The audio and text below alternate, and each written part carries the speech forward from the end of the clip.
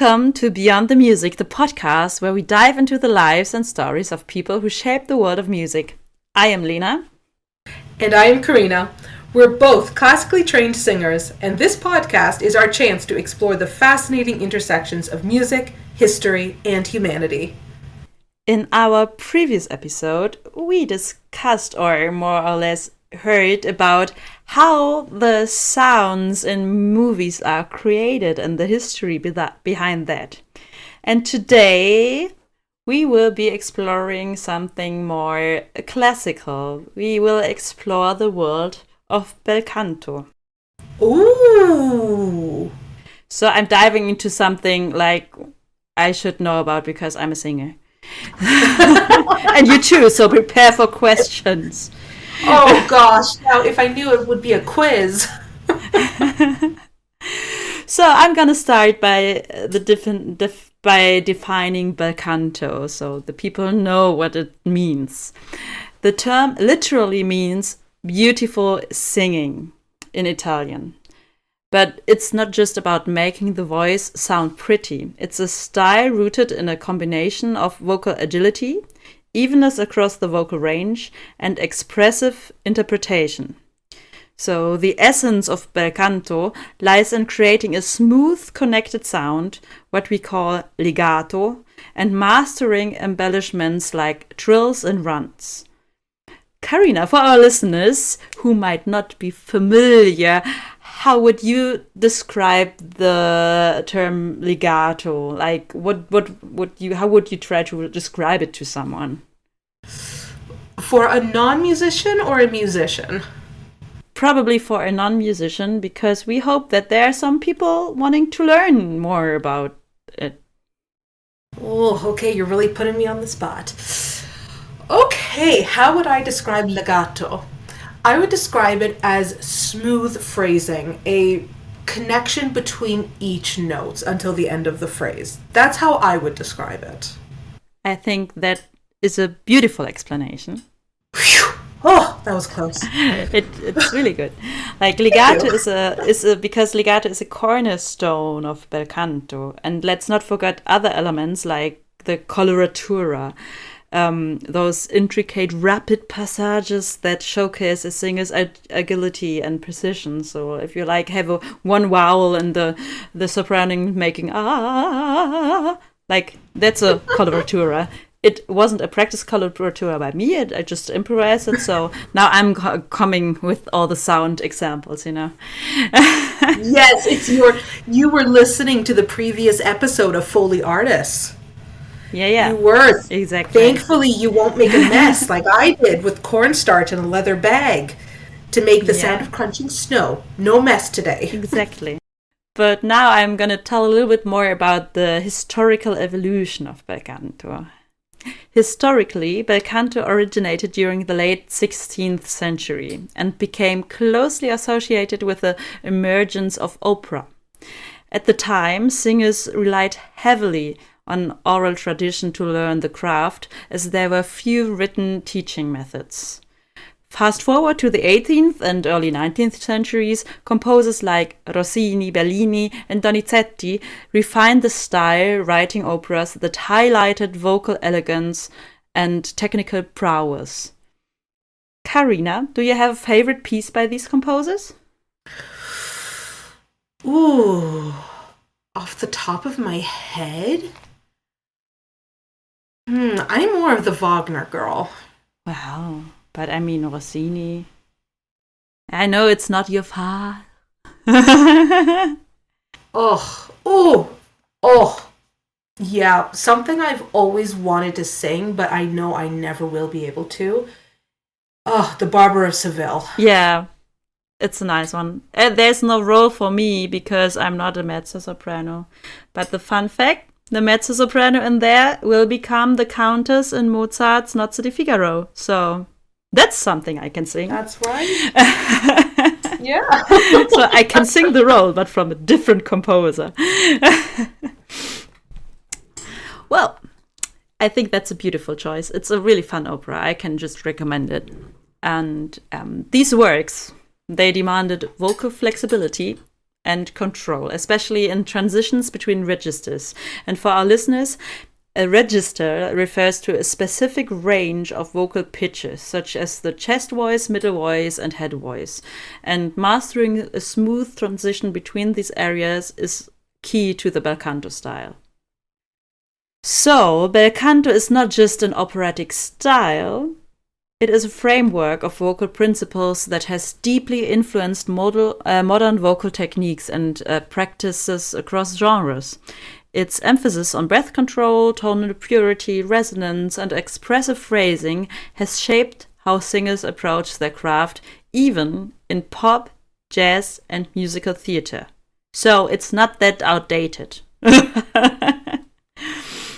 Interesting.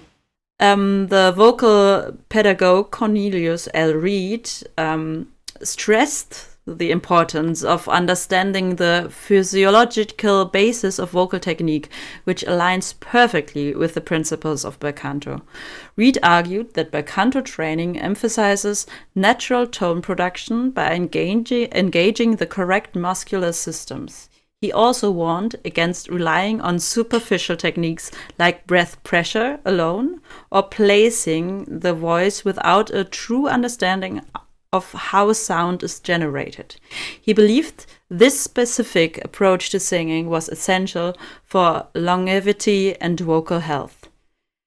And Reed is kind of known in the vocal pedagogy field as someone who is more going into the pop technical style, like, and more on the functional side also, like the like you have for today the complete vocal technique stuff. It's like also a little bit more in this voice functional area. And Reed wasn't alone in his respect for bel canto. There's also like Frederick Hassler, another prominent voice expert. He believed that bel canto's techniques weren't just stylistic choices, they were grounded in the natural laws of how the human voice operates. He championed its universality, stating that the function of the vocal cords transcends language and style. Hassler argued that even modern singers, regardless of their genre, could benefit from mastering the fundamentals of bel canto, as it teaches singers to use their voices efficiently and without strain. So, like, still something important. And then there is also like a German, like Hassler. I think I'm not quite sure, but I think Reed, of course, I think, British. Hassler, I think, is a German pedagogue. And there's also Martinsen Lohmann. Like, I always wanted to bring a woman into this. She highlighted the artistic balance within bel canto, emphasizing that it wasn't just about technical perfection. She believed bel canto brought together vocal beauty. In German, she calls it Klangschönheit. Aha. And dramatic expressiveness. For her, the ultimate goal was the fusion of these elements, allowing singers to deliver performances that were both emotionally compelling and technically flawless.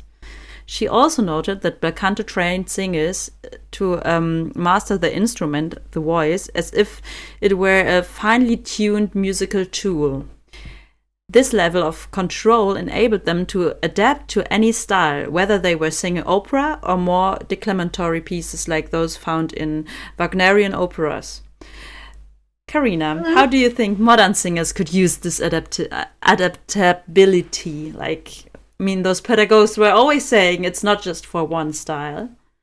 Do you think there's still something in there that, like, I said it's my opinion on this is like there's still like the basis of it is still needed for the popular like pop music, jazz, and musical. But what do you think about that? I think there's always something to learn.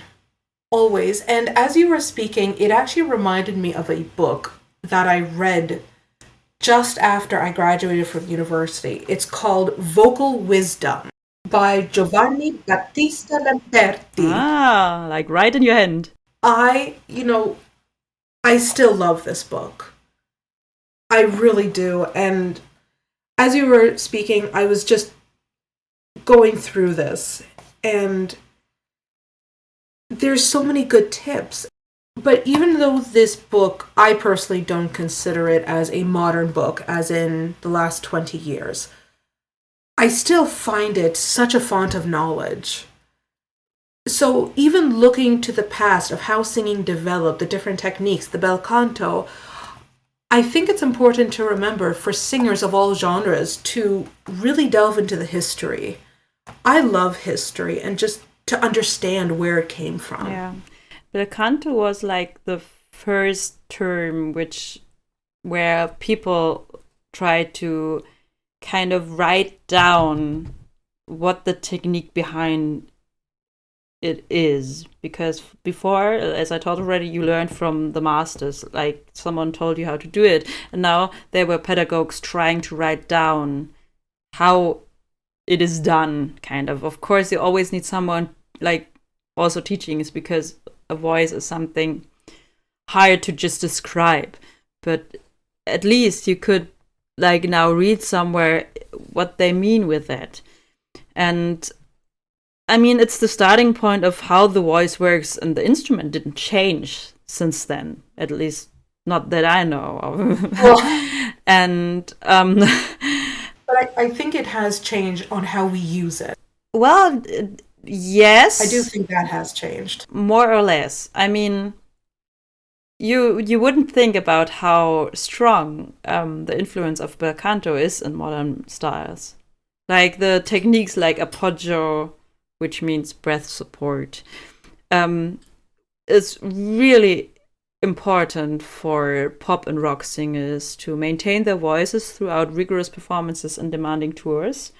And I mean, artists like Beyonce or Bruno Mars, they kind of embody this principle when they deliver power packed live shows while maintaining vocal health, while dancing, whatever. Like, that's a really important part. I more or less think, like, the instrument is the same. How you use it, it also in the basics, it is the same. Just because one in the one thing you can do a little bit differentiate more in the modern music because you have a microphone. True. That's the only difference why the sounds are so different, because you can be a little bit more flexible with the instrument in those musics, because you don't need to be able to be heard across an orchestra. But I think I will come to that a little later also. Because there's also another thing which is a hallmark of bel canto, is the messa di voce.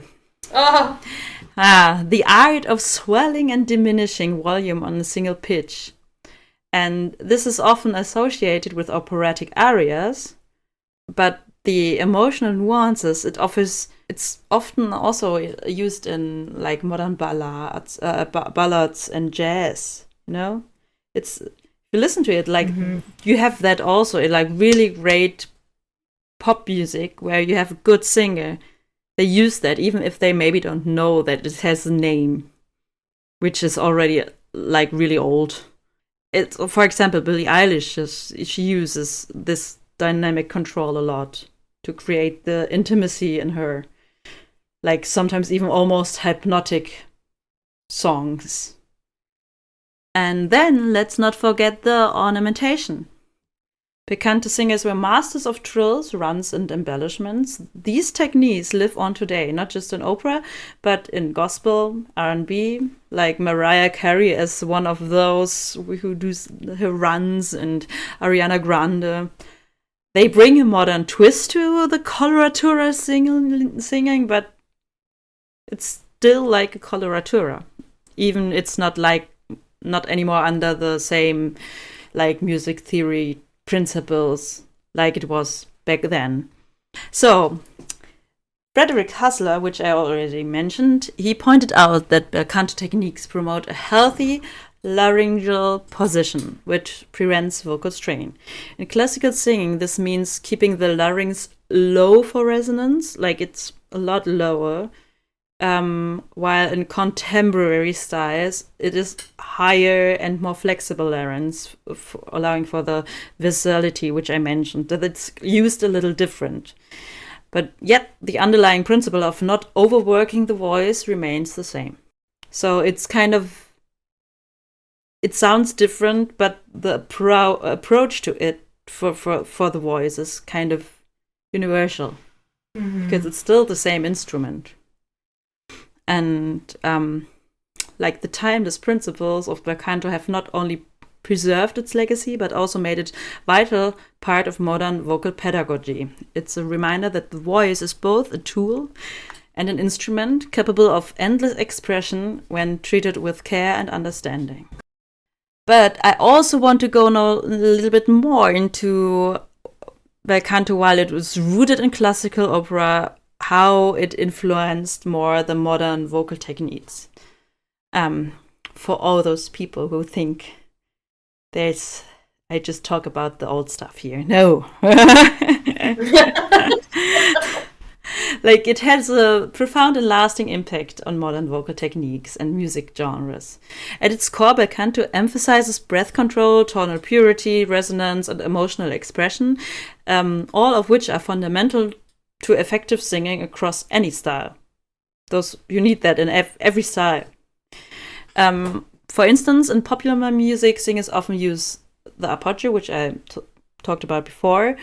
It's a breath support technique. This helps them sustain long phrases without strain. Especially important for belting. But also its necessity in ballads or vocally demanding songs. And similarly, legato, or the smooth connection between the notes, it is a hallmark of emotional delivery in genres like R&B and jazz, like Adele, Sam Smith. Adele, love her Yeah, music. and they carry their emotion through those seamless phrasings. Some singers explicitly study classical techniques as a part of their training. That's why you often read in biographies like classical trained or something like that. While others adopt those principles intuitively because they align with healthy vocal production just by trial and error, kind of. For example, take the use of the head voice. Like, Bel Canto perfected the art of bending head and chest registers for a seamless sound. And today we hear pop singers like Ariana Grande employing these transitions for dramatic effects or vocal flexibility. So she's just switching around, and you think like, wow, you know? Another fascinating influence is it has on jazz singers. Like, Bel Canto focuses on the tonal control and improvisation through ornamentation, and this mirrors jazz's own improvisational, improvisational style. It's a long word. And for a non-English mother tongue speaker, it's hard to get your tongue around it. Yeah. And singers like Ella Fitzgerald, who love her. Hopefully everyone knows because she's freaking awesome. She's known for her scat singing, among other things. And this, you need a flexible vocal approach for that. And that's kind of close to the Bel Canto techniques to navigate rapid note changes with precision. I mean, it's also even in musical theater, you have performers, which is like, you kind of hear that they need this classical foundation for the vocal delivery to switch between belting and style seamlessly and everything. You need to have this flexibility. You definitely need to have a strong understanding of not only technique. If you respond well to the technique, then absolutely. But there are some singers who just do it, like you said, intuitively. And if that's what works for you, great. I think what's important to remember is that each voice is not only built differently, slightly, but we're all different human beings. We think differently. So what might work for one person might not work for the other. Exactly. It's like the classical foundation of Bel Canto, which the most people don't even know of anymore. It is a toolkit for any serious vocalist. It's like it transcends genres from opera to rock, like ensuring the singers to maintain their vocal health while delivering emotionally resonant performances.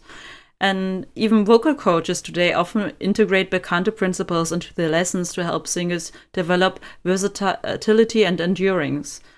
And let's not forget the recording studio in modern music production, where microphones amplify every detail. Like I told before, the precision and clarity of bel canto technique can elevate a singer's performance, making it more captivating. So someone who is really good with their technique doesn't need so many takes to record. It's getting easier now because you have a lot of computer tools to help the voice. But while Ella Fitzgerald was still alive, you haven't had that. If you could record something in a one take, you were a really good musician and a really good singer. Aretha Franklin, there's another one. Also, yeah. Oh, Well, and now let's see a little bit about its revival and its kind of legacy. Because bel canto experienced a significant revival in the mid-20th century, and it's fascinating to explore why this happened. First and foremost, there was a growing desire amongst audience and performers to reconnect with the roots of operatic tradition. So we're back into the classical area. The dramatic and emotional power of bel canto had been overshadowed by the heavier, more declamatory styles of the late 19th century, like we mentioned already Wagner and Verdi. But by the way, just everyone knows, Wagner also said his opera should be sung like, I don't know which composer he said, but it was a bel canto composer. So he even if it sounds different, he wants the same technical abilities from singers. And this revival was also fueled by a cultural shift post-World War II. People were longing for beauty and refinement after the hardships of the war years, and bel canto offered a sense of escapism and emotional release. At the same time, musicologists and performers were rediscovering forgotten works by composers like Bellini and Donizetti, which reignited interest in this style. And then there's also singers like Maria Callas and Joan Sutherland, who were instrumental in the reviving of that style. Like Callas, for example, brought unparalleled dramatic intensity to her roles, combining technical mastery with emotional depth. And Sutherland, on the other hand, was renowned for her incredible vocal agility and purity of tone, which made her a perfect fit for bel canto repertoire, even if you know her sometimes from different repertoire. These artists prove that bel canto wasn't just a relic of the past, it was a vibrant and dynamic art form that still resonated with modern audiences. And moreover, their ability to interpret and embody these roles inspired composers, directors, and singers to embrace bel canto techniques in contemporary settings. This revival not only enriched the operatic world, but also left a lasting impact on vocal pedagogy and performance. So, like, it had a revival, and it also, like, it's. I mean, I also say while teaching, there are so many nowadays, so many vocal pedagogues, and they release books and they call everything new and give everything new names. But in the end, I'm like, well, you maybe call it differently, and that maybe helps someone because the way it was called before didn't fit to how it felt in their body. Yes. But still, it's the same instrument. And how it works, the physics behind it and everything, that didn't change for a lot of years. So I'm always like, it's great if there are people who are putting out books and trying to describe it differently because they notice that it helped themselves or their students if they did it another way and try to make their own school out of it. But the voice is something universal and it functions the same, and you should take what helps yourself. Like, you should call stuff like it helps your voice. Like, if you call it in German, it's the best thing. You call it in German, you call the breath support, you call Stütze, which I personally hate as a term because it's really static. It's like something like which standing and you don't move. And so I normally tell my students that I tell it support. I take the English word because it's more a flexible term. It's the term mimics better what you are trying to achieve. The sound of the term. You know, I have this absolutely fantastic teacher. She completely transformed my voice. And she was trying to explain something. And she asked, "Did you understand?" I said, "No, I don't understand what is doing what." She said it again, but she used words that I would understand. It was like she was translating it into my own language. Mm. And when she was done, she said, "Do you understand?" I said, "Yes, I understand." And I think that's what we also have to remember as singers. Not only are we built differently, we think differently, we're humans, but we have our own individual language as well. Exactly. So that is why I really like that it started with Bel Canto, but there were other pedagogues putting out like their writings, how they call it. But if you really compare it, they all kind of mean the same. They just call it differently. And I think that's beautiful because in one thing, like the voice works at least the same, like the organ, or even if everyone feels it differently. And that's kind of the fascinating part about teaching also. So that's my word for the episode now, to close it off, kind of. So, and I hope you enjoyed the world of Bel Canto as much as I did, and I hope Karina also did. Yes. If you like this episode, don't forget to subscribe and leave a review. Next time, we'll delve into another fascinating chapter of music history. Until then, keep listening and discovering the stories beyond the music. See you next time.